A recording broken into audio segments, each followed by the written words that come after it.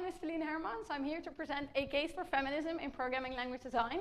This is joint work with Ari Schlesinger. Sadly, she's not here, so I hope she's on the live stream. And I want to talk, as I said, about feminism and programming language design. And maybe you're like, what? Like, what does feminism have to do with programming language? These are two worlds that I cannot reconcile. So I thought I will sort of meet you where you are, which I think is knowledgeable about programming languages. So we're going to start with an interactive, is it a programming languages quiz? And this is a super easy quiz. I'll just show you something that is a programming language. And if you think, yeah, that's a programming language, you raise your hand. And if you're like, nah, that's not a programming language, you do not raise your hand. That's the deal. You can also get extra points for guessing the programming language. So we will start with this. What is this? It is C. So is it a programming language? Yeah, so overwhelmingly people are like, yeah, C is a programming language. Okay, what is this? UML. UML, yes. Is UML a programming language? Sort of 30%, I think. So what is this? It's a spreadsheet, yeah. So are formulas in the spreadsheet a programming language? Ah, not bad. Like 80%, I think. So what is this? Scratch, yes. So is Scratch a programming language? Oh, overwhelming majority, yes. Okay, so what is this? It's a knitting pattern. Bam! Yes. Is this a programming language? Sort of 60%, I think. Okay, one more. What is this? It is HTML. Is it a programming language? Yeah, okay, so less than half, I would say.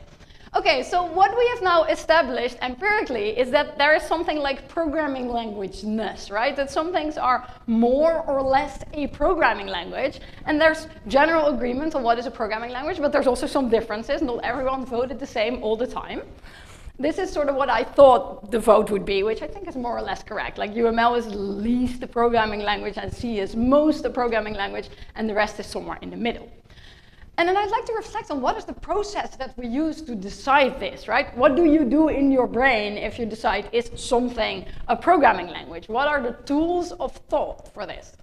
And I think there's generally two ways that people decide is something a programming language, and it's also something like a decision tree. One is it machine executable? Right? So this is something you can do. If a machine can execute it, then probably it's a programming language, and this has nice properties, and Scratch and C are programming languages, and UML is not really a programming language because it cannot directly be executed. So someone will say, yeah. Not directly, easily. So it can. So this is a nice division, but then if you just look at machine executableness, then many things are still a programming language, including HTML, which very often people are like, nah, HTML is not a programming language, so maybe this is not a good division. There's another division that people very often make is it Turing complete? Right? And that has good properties because then you get HTML to not be a programming language, which is what you want. And then you get Scratch and C to be a programming language, so yes, this is good. But then you get side effects like Magic the Gathering then also being a programming language, which are probably also not what you want, right? So there is not a decision tree that you can use. There isn't an algorithm to decide if something is or isn't a programming language. And from that we can conclude that what is a programming language is a social construct. It is socially constructed what a programming language is, and this also changes over time. I am old enough to remember when Python, now the leading programming language in the world, wasn't a programming language, because it was a scripting language. And then, like in the 90s, in the early 2000s, that was constructed socially as something different from a programming language. You either were a programming language like C, that had a compiler, or you were a scripting language used by script kiddies. So that even can change, right? And now sort of Python came into the fold of being a programming language. So programming languages are socially constructed, and that means if we want to study them, we have to use technology and tools that is talking about social construction. That is maybe feminism. And this, what is a programming language, for me, isn't an intellectual exercise. It isn't like, oh, I'll sit down in my Chesterfield and smoke a cigar and think, what is a programming language? Oh, so interesting. This is like, it is in my soul, it is in my heart. Because some people might know my research for a long time. When I was doing my PhD, I was working on spreadsheets. And I think I was doing really interesting things, bringing technology from software engineering to spreadsheets, like refactoring tools, unit testing, to help people that build spreadsheets build better spreadsheets. So I was like, hey, hello PL community, here I am, I do something super cool, I work on spreadsheets. And then the programming language community was, that's not real programming. I was like, whoa, wait, right? It is a functional language, it is reactive, which then was a very cool thing to be a reactive programming language. Like, okay, I get I get that you're somewhat comprehensive about this, but look, it has all these features that are like programming languages, and many people can use it. And people are like, yeah, it's not real programming. I was like, wait, okay, no, I got it. I made a Turing machine. Look, I made a Turing machine in spreadsheet format. Now y'all have to be convinced, right? Look, it is Turing complete. And people are like, no, it's still not a real programming language. It doesn't matter, like because it's socially constructed, right? There isn't a proof that you can have. People are just like, no, spreadsheets is for normal people, for no programmers, so it cannot be a programming language. So then after a while, like I got like really depressed. I was like, I don't wanna work on spreadsheets anymore because this is not good, right? And it's super sad. I feel sad for my previous self that I couldn't pursue that line of research, and I just stopped doing that. And I almost stopped doing research entirely, actually. After this, I was somewhat done with academia, and I started to work in a middle school to teach programming to young kids. I thought, well, at least they will be nice to me, and they were. But then, I am a researcher, right? There's nothing I can do. So when I started to teach 7th grade, I saw all those interesting programming questions. And then I started to get warm again about doing research, but research and education. So I was like, okay, well, to get myself out of this depression, I will start to research how do 12-year-olds learn programming. And then I figured out there's a really nice community about computer science education research. And I was like, yeah, Felienne, that's awesome. You join our troop. You come to ICER and 60, all those programming education conferences, and you do research there. And like, yeah, this is so fun. I'm entirely alive. I feel better. And I lived happily ever after. The end. No, of course not, right? Because I am a programming languages person. Like, thinking about programming languages is just my thing, and specifically making programming languages so that more people can enjoy programming. Like, I think knowing programming is one of the biggest gifts that you can know, and next to knowing knitting. It is just so good, and I just want more people to have that. So when I saw all those 7th graders struggle so much with programming, I thought, what they need is a new programming language. So in the early 2020s, I created a programming language. It's called Hedy. Who's heard of Hedy, my programming language?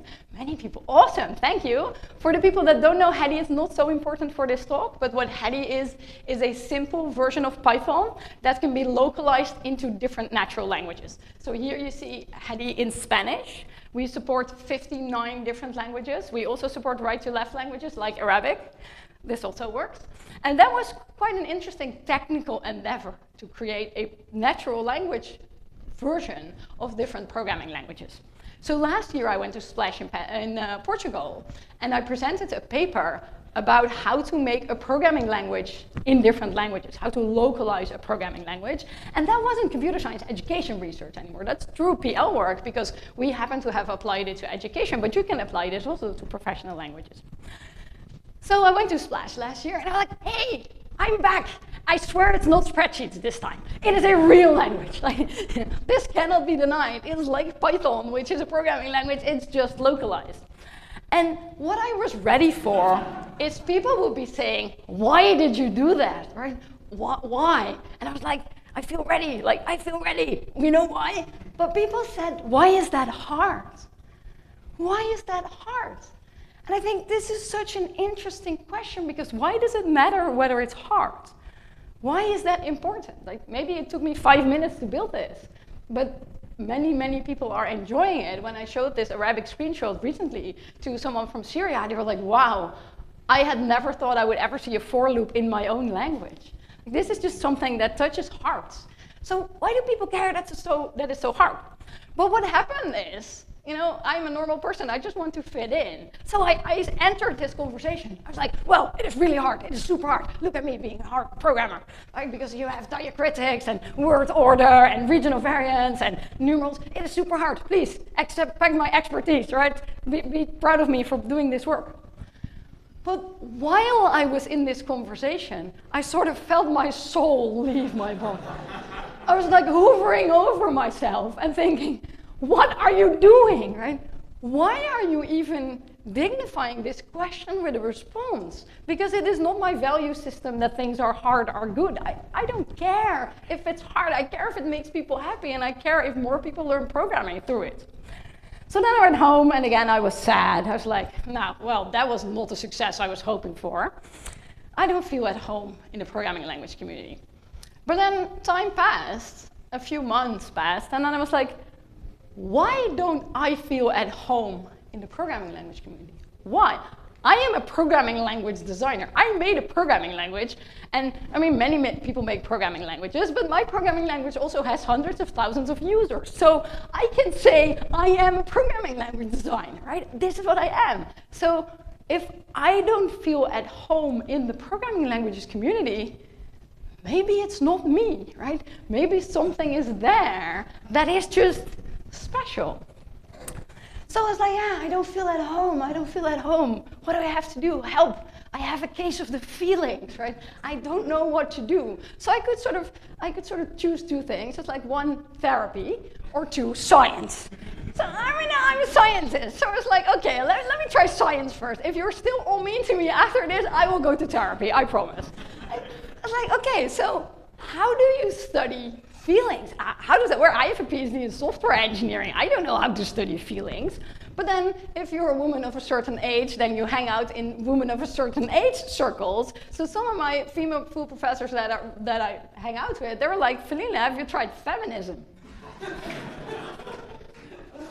I was like, what? Do you mean feminism?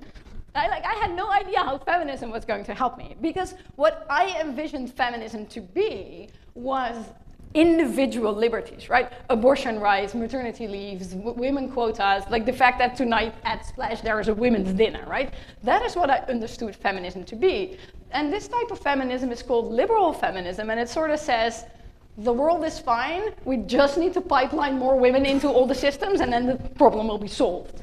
But this was the only type of feminism that I knew, and I thought, well, you know, I didn't need anyone's help to make programming languages, so I don't see how this is going to help. But then what I learned is there's so much more brands of feminism. One specific brand of feminism is called feminist epistemology, which is the knowledge of knowledge. And that type of feminism says, who creates knowledge? Who is involved in creating knowledge?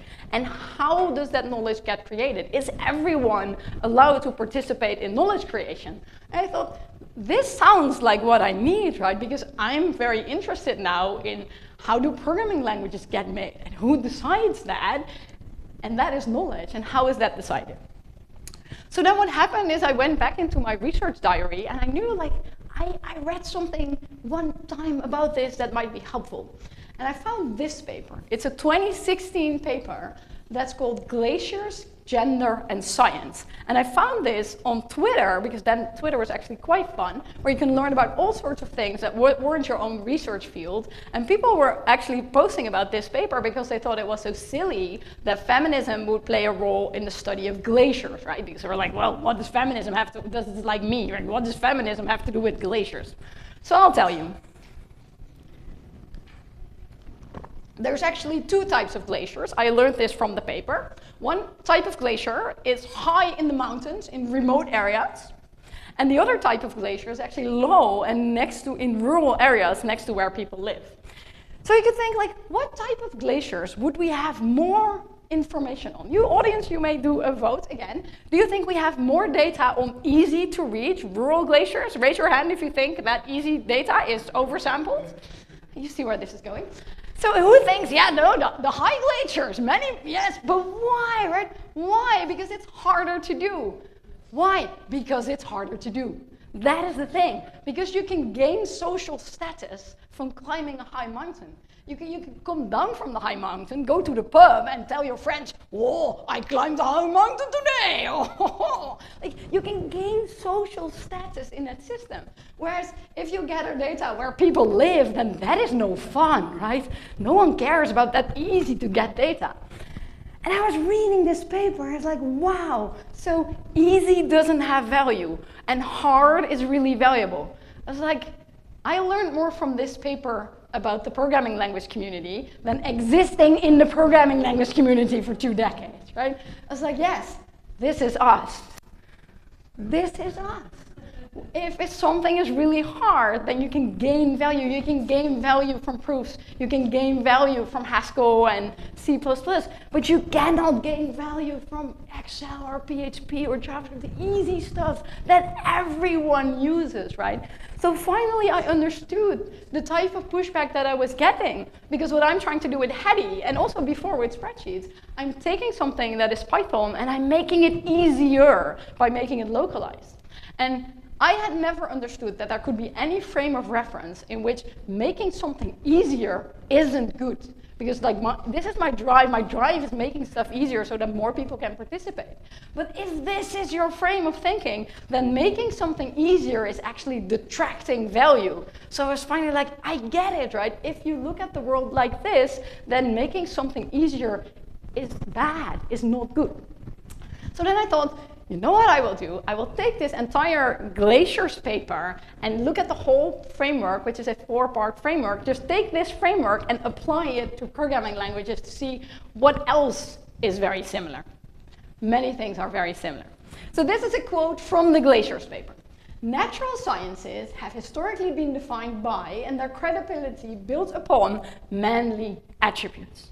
So that is this, right? That is the manly attributes, that doing something very hard is good. And of course, that doesn't mean it's only for men, right? Women can also climb mountains. But that means that the value system rewards something that we typically associate with men, like being strong and being tough. But then this part is hard, right? This is not exactly the programming language community, because historically being defined by, well, wait a minute, our community is not always historically it has been defined by this, because there was a history in which all programmers were women.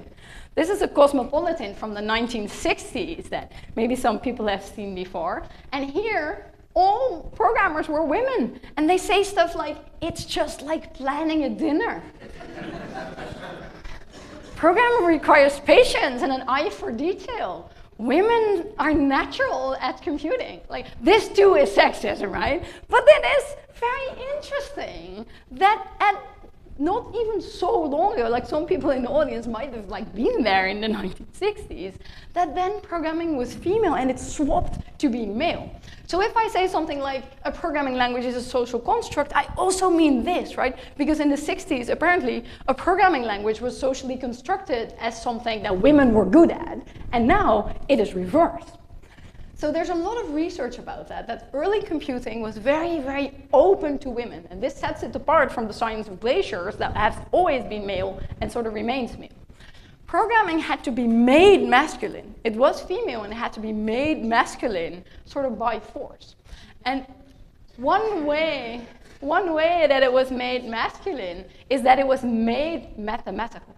So early programming was all sorts of things, right? It was electrical engineering, it was linguistics, it was cognitive science, and then sort of mathematics came along, took programming in, and made it their own. So one person that was instrumental in this is Dijkstra. So here's a quote from an EWD, which are these blog posts or Twitter posts avant la lettre that Dijkstra wrote, and he says, I intend to present programming as a mathematical activity.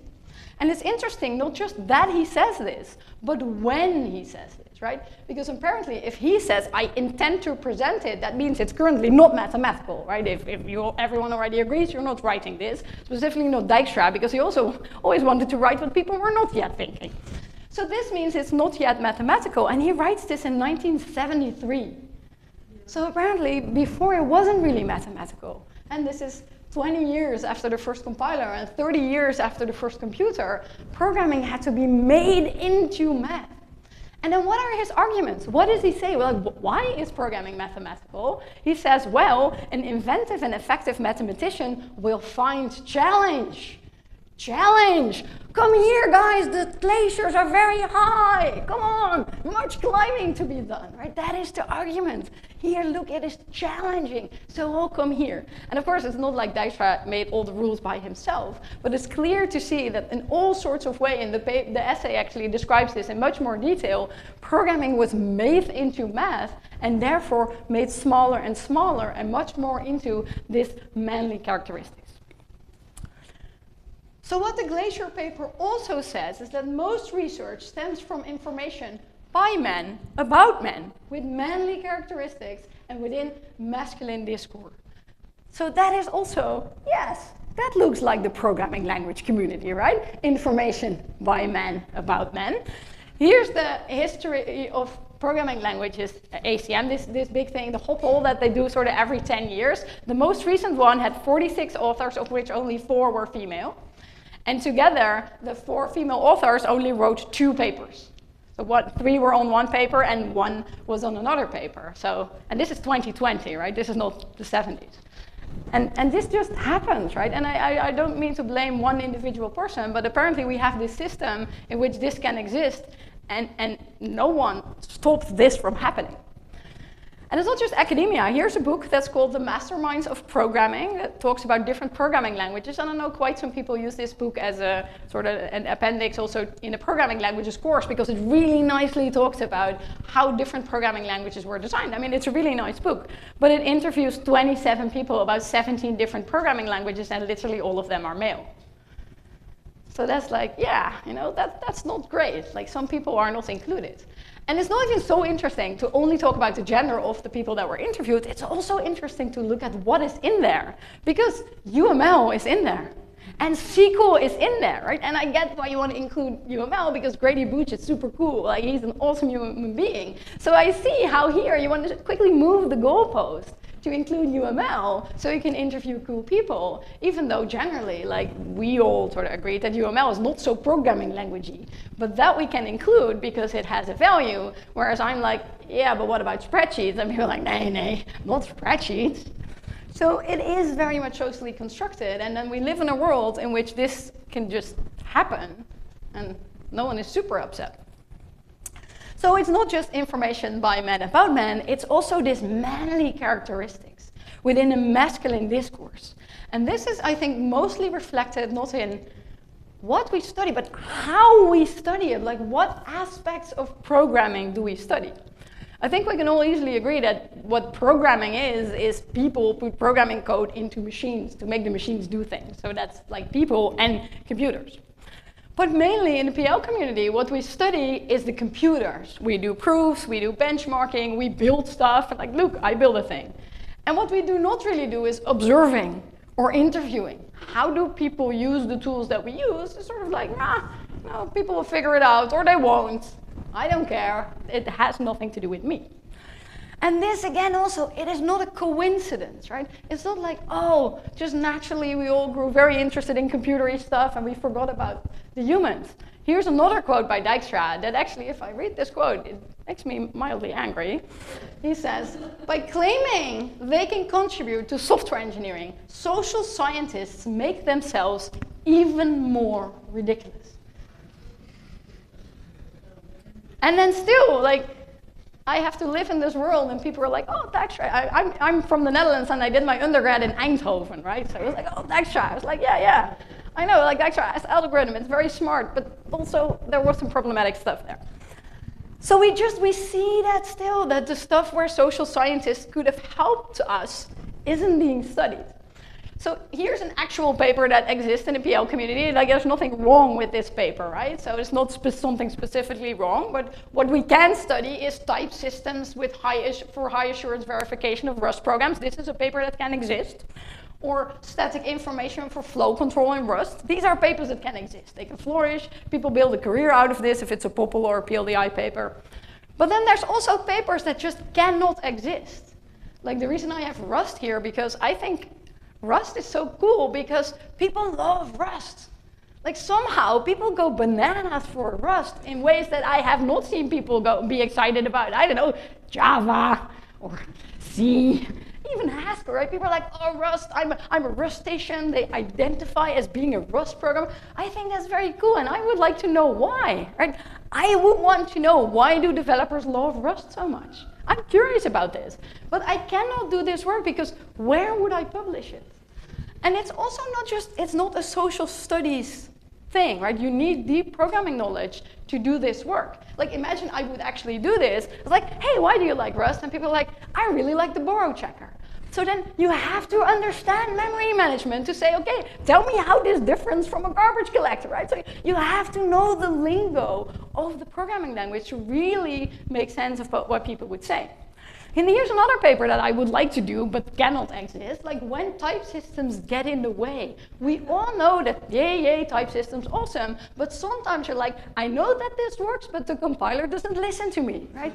Yes, exactly, you all know this. So I would like to sit down next to people, watch over their shoulder when they curse at the compiler and when they curse at the type system, and to tell me what, right? Because this will make programming languages better if I can do this. If I can understand when a type system is harmful, then I can make a better type system. If I can understand why people love Rust so much, I can build better programming languages.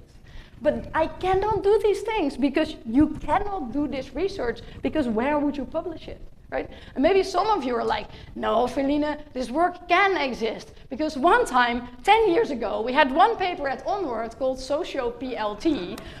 And this is an awesome paper. I love this. And this is a very, very nice paper that has actually looked at how do people adopt programming languages and what are the factors in that. This was a paper in Onward 2012. It even won Most Influential Paper Award. So you're like, oh, awesome. Sociology is cool. Many people will do this.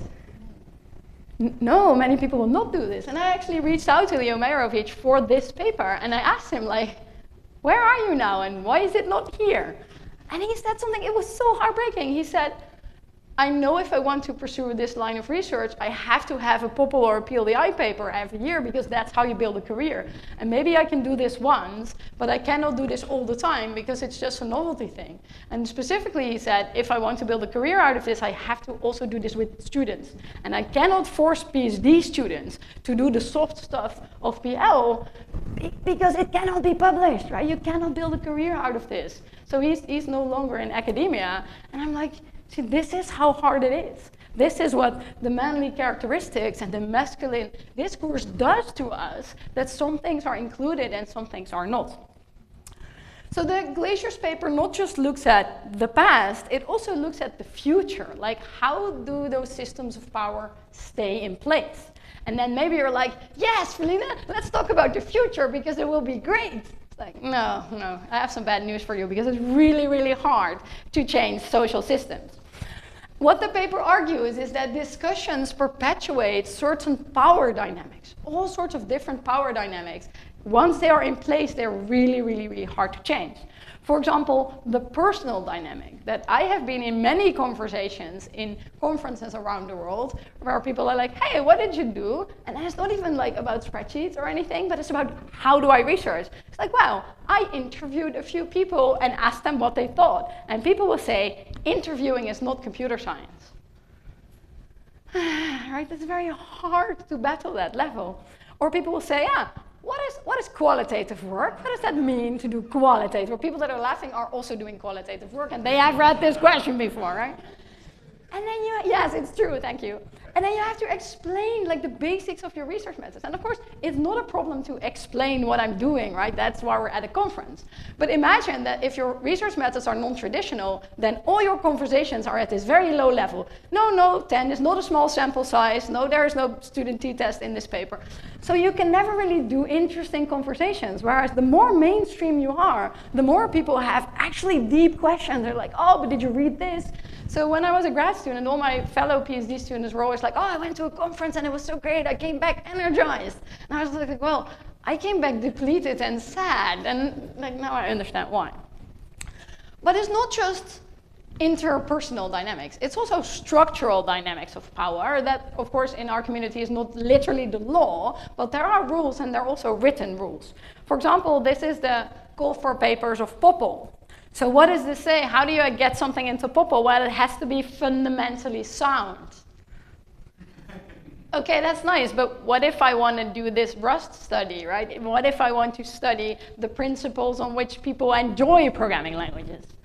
And it has to contain sufficient information for other people to reproduce the results. But the goal of qualitative work is not to reproduce the results. The goal is to learn something and to build upon that from there. So that is POPL. I also have PLDI here. So they have in their reviewers guidelines 2 ways that you can look at a paper. You have to make sure that there are appropriate and clear experimental design and that there are relevant metrics. So only quantitative work can get in because I don't have metrics. And then I feel like the PLDI people, they are trolling me, right? Like, look at, they have an FAQ. They have an FAQ about their reviewing process. They say, hey, but what about human factors? I'm like, I would very much like to know what about human factors, you friends. No, sometimes PL involves user studies. However, those are currently relatively infrequent in the papers we examine. And why would that be? Right? So, it's not even that they don't know, like they know there's an issue, but yes, I don't know why there aren't any people here. So these dynamics, they perpetuate power through the centrality of math and technology, and you see that also with POPL and PLDI, metrics, reproducibility, it narrows what you can do, and then of course that doesn't mean that you can never get anything else in, but it will be a lot harder to sustain a career on that type of work. So that is an overview of what is in the paper. There's much more in the paper in a lot of painstaking detail. But I want to sort of close it with, now what, right? What do we do now as a community? So I also don't know. I don't know. But as I was researching this paper, I felt so, like my heart was warmed sometimes. I was reading so much work on female programmers. There were so many researchers, male and female and other, that have researched how women feel in programming. And there's this one quote from one paper that I want to share, because it said, women can be coders or female, but not both. This is how people feel, right? This was an interview study in which female programmers were interviewed, and they felt, well, I cannot have my female identity. And I read this, it's like, this is me when I was younger. Like now I'm here in a skirt and hoop earrings. But definitely, and I'm knitting in sessions. But I wouldn't have done that 10, 15 years ago because I didn't want to bring even more attention to my gender. I thought if I just have jeans and a t-shirt, no one will notice, right? So, and I know that won't work, but this is how I felt, and I didn't have the words. And reading all of that work sort of made me feel so seen, and that was good and nice. And I was thinking of this James Baldwin quote that says, you think your pain is unique, and then you read. I thought, that was me. So I was happy, but I was also sad. Sometimes my heart was also just cold, because I thought, why am I doing this work, right? Nothing uniquely qualifies me from doing all this work. Anyone in the community could have done this work. I'm already marginalized by being female and also doing all the qualitative soft stuff. Why do I also have to, for half a year, I wasn't working on my actual research agenda, I was working on this. So why do I have to do this, right? I would very much like to live in a world in which much more students had one course about critical theory in their undergrad, right? How is it that we don't live in a world in which computer science students or all technology students learn that, hey, you're building technology and all technology is socially constructed, also compilers and operating systems. And you have to talk about who is building this and why. I would like to live in this world, but I don't. Even more so, I live in the opposite world in which computer science programs and other technology programs tell students, technology is neutral, right? This is math, so there's no people-y stuff involved. And then you have to keep doing this. So I was also sad, like, I would just like to build compilers, right? I don't want to do all this stuff. Why do I have to do this? But I don't know, therapy is expensive. So something else that I want to talk about is, we talk a lot, if we talk about diversity and inclusion, about bringing more women in. And that is good, right? I love it that there's a women's dinner tonight. That is really good. However, we also have to talk about what happens with women when they're in the system. If we pipe more women into this hard is valuable stuff, then this is the only way that you can think. And for some people that might just be a hat or a way of thinking that fits really good, but there's also a lot of women and also men that don't want to think in this way, and it's just very sad if we lose them. So if we want to get more diversity in all sorts of ways, then we cannot not examine the culture that we have, because a culture encourages some people to participate in some ways and discourages others. So we should sort of not only focus on getting more people in, we should also focus on changing the system. And I don't know how to do that, but probably some call for papers explicitly soliciting more qualitative work and explicitly finding reviewers that can review it. I think that is the way to go. So something that I would really, really like to exist is that gap that we have here, right? You have software engineering and HCI where some more qualitative work can exist. It can also exist in computer science education, but it now cannot exist in PL. So those studies about what makes people tick, what makes them enjoy, or what makes them hate a compiler, this work is not just not here, it is nowhere, right? We don't know, as a humanity, we don't know why people like a certain programming language. And we all know this, we know that there are certain things, but we don't have any theoretical frameworks for programming language understanding or adoption, and this is just a loss, right? So if we could just have a little bit more human studies into PL use, not instead of what we're doing now, but just in addition to what we're doing now, and not just on the fringes, right? People say, yeah, Felienne, but there's plateau and life. Yeah, but we all know you can't sustain a career on those workshops, right? It needs to be in the high-profile top venues, or it is not sustainable. The end.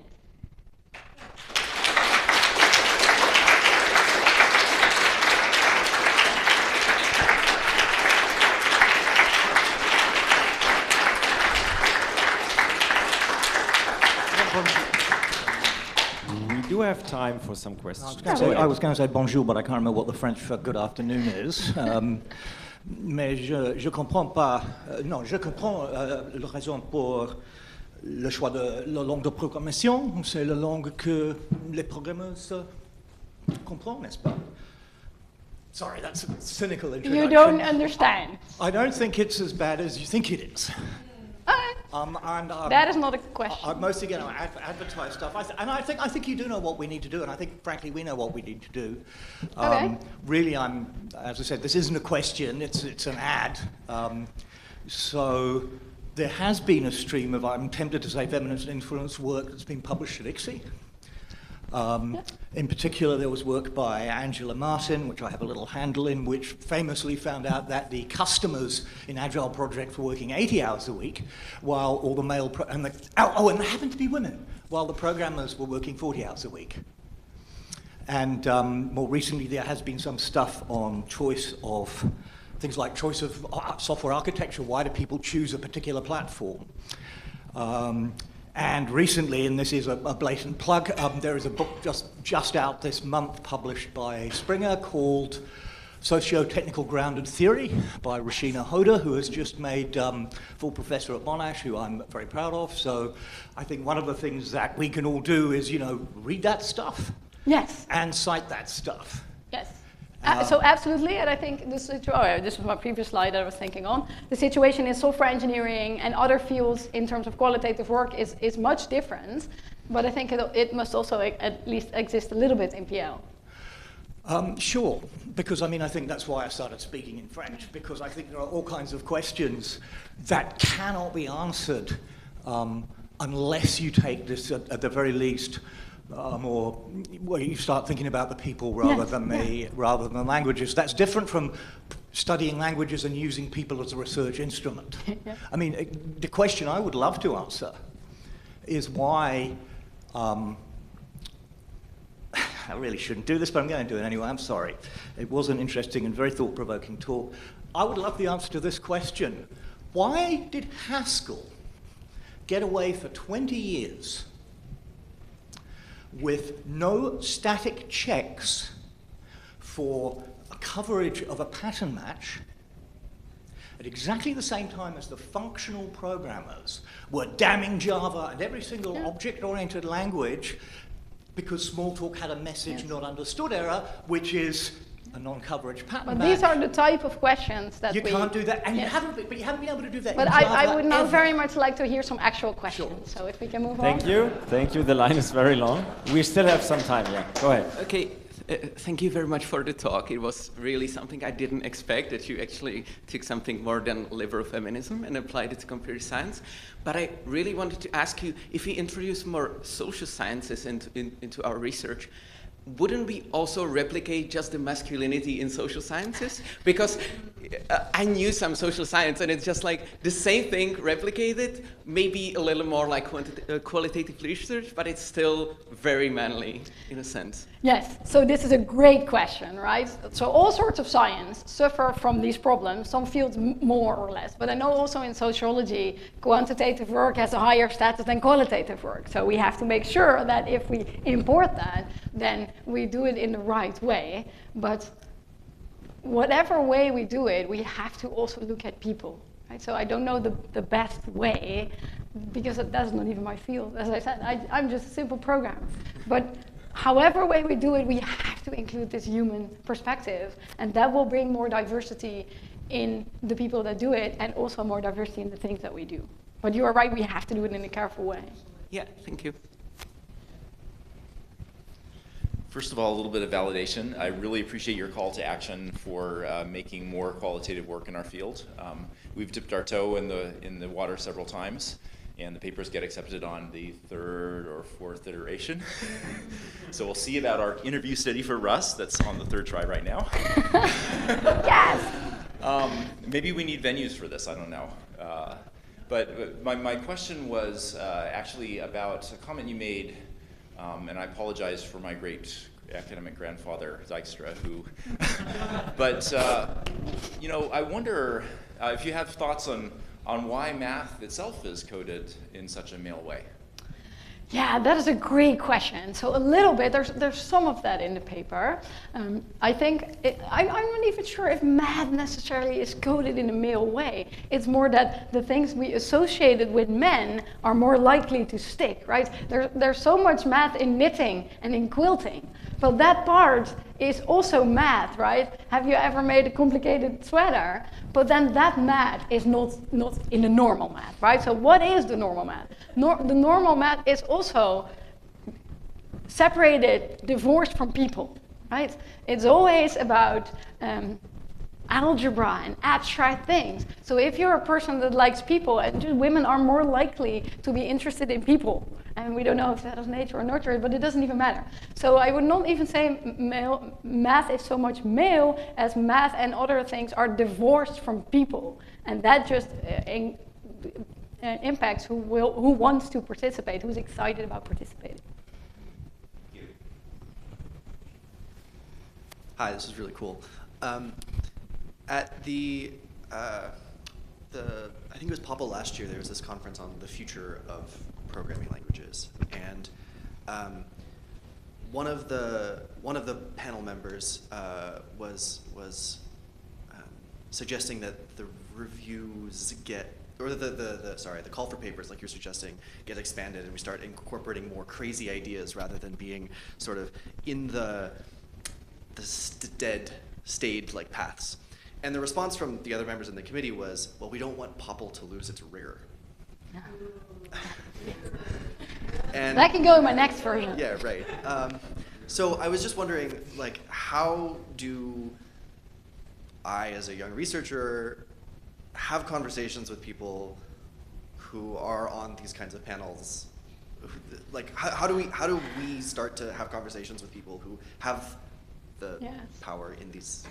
Like, I don't know. I'm sorry that you had to go through that, right?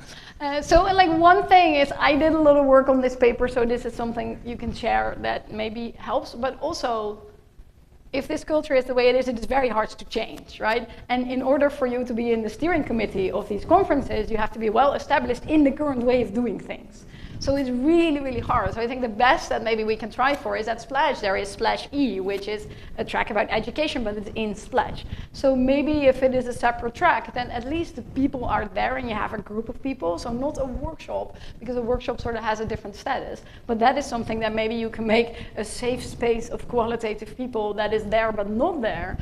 But people that say, well, it will lose its rigor, right? This, I think, is very unlikely that we can change the minds of enough of those people to really change the field. So you have to make a space that has both the prestige and the safety somewhere.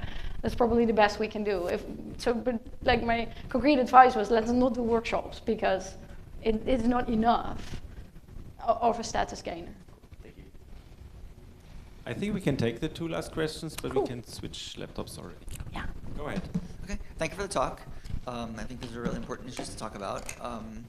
I'm wondering what the next steps are in terms of like what to actually do about it, right? And so, so one direction that I'm wondering about, and so I'm wondering what your reaction is basically, if you want to show that something has value, then maybe try to have impact, right? And so the first people to do that are going to have a hard time, right? So the neural nets people work for decades and decades, and not having much impact as far as most of us know, and then all of a sudden, boom, right? And so I wonder what okay, it's questionable, right? But it's out there. Yeah. And so my question is, what can we do to show that these methods have impact? Yeah, so I think it's really hard in the frame that we have, right? Because impact almost always means doing something that is relatively easy, right? Like getting people to adopt your stuff isn't hard technical work. So if you have something that is well used, then maybe that is even a proof that it is too easy, right? Because it should be harder. So I don't know if this is the way to go. I don't know if this is the way to go, right? Because then you have to show that you're doing this, you have to show that it's still rigorous, but also it has many people, which has a sort of tension. Like there's this great feminist thinker that says, Audre Lorde says, you cannot destroy the master's house with the master's tools. So if you go in this framework, you can never win. You have to do your own thing. That is something different, where you have a different value system. Because just saying, well, I mean, people look at my language and it's like, oh, it's for kids, right? Oh, it's natural language programming. It doesn't matter if many people use it, because it's a different bean counting. Thank you. So last quick question. Quick question. So I thank you for that, and I think I'm in violent agreement with you, and I've been having these rants with many other people for like 20 years now in the hallways of these conferences, and in reaction to that, we've done some things. Like, for instance, you're speaking here at Onward, and Onward is very much a response to many of these issues, and Onward now is a conference in the ACM. I mean, your paper will get a DOI and be published in the ACM DL. And now we have the Programming Journal, which is a similar kind of community that is a real journal that is very much open to discuss a lot of these issues. So we've been slowly trying to infiltrate to fix these problems. And I just wanted to ask you if what we're doing doesn't seem good enough. What are we not? Well, how is Onward and programming not yet good enough for you? Yes. So I think this is actually a great question, right? Because it's really, really good that those things exist. This is awesome. But as you say yourself, the progress is somewhat slow. And to make it personal and go back to what I was saying in the beginning, the existence of these things has not protected me from sort of not feeling at home. And in every conference that I go to, every time having to defend the topic that I research, having to defend the ways that I do it. So however much I appreciate the things that you're doing, there has to also something to be changed. That if I'm in a conversation and someone says, oh, but this literally happened to me when I was a grad student. A full professor, when I was still a grad student and he was also male, said just in a room like this, oh, but this is not really computer science. And no one said anything. So, as long as we're there... We have to organize them and work together, because divided we fall. Oh yeah, no, I agree with that.